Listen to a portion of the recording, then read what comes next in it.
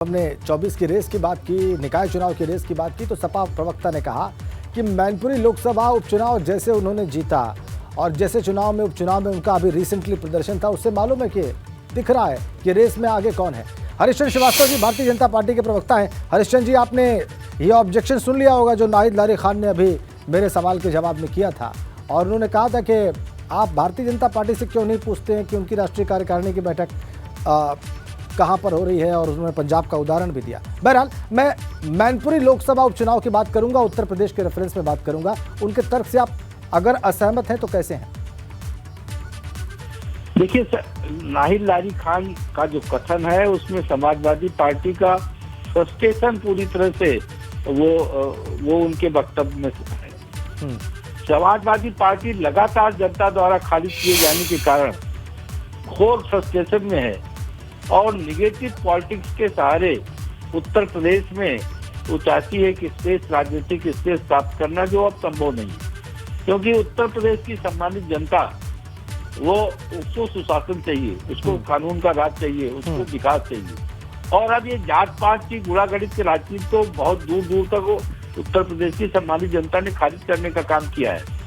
17 से लगातार 17, 19, 22 इन सारे चुनावों में।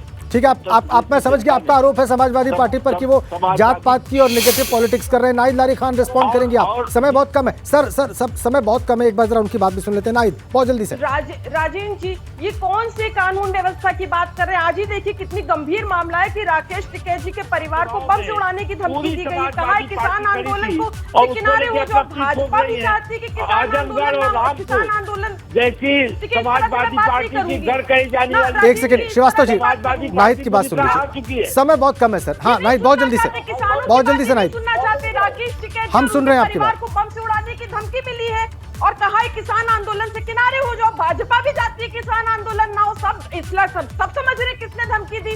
और अभी जो उप मुख्यमंत्री जी नुक्कड़ सभा में चीख कर चिल्ला रहे थे, तब उन्होंने नहीं कहा। अब उन्होंने नहीं कहा कि जिन्होंने धमकी दी है उनको 4 घंटे में हम लोग पकड़ लाएंगे और उनके घरों पर बिल्डोजर चला देंगे। मजदूर और किसान तो बहुत नाराज है और इनको किसान से क्या लेना देना।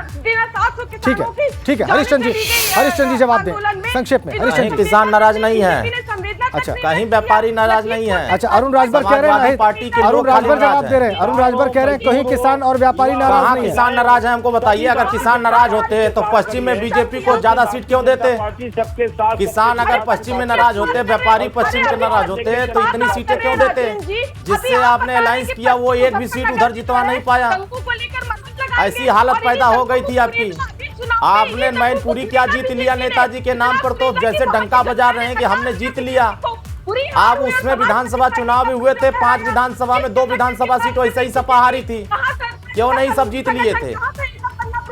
तो ये समाजवादी पार्टी की बौखलाहट है कि अब जनता उनसे नफरत कर रही है। प्रदेश की जनता अपराधियों के संरक्षण में अब नहीं रहना चाहती है।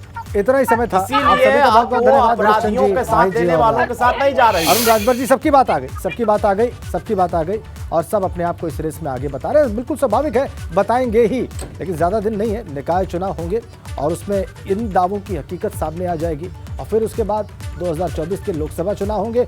हो सकता है कि उससे पहले बहुत सारे नए राजनीतिक समीकरण भी हमें दिखाई दें।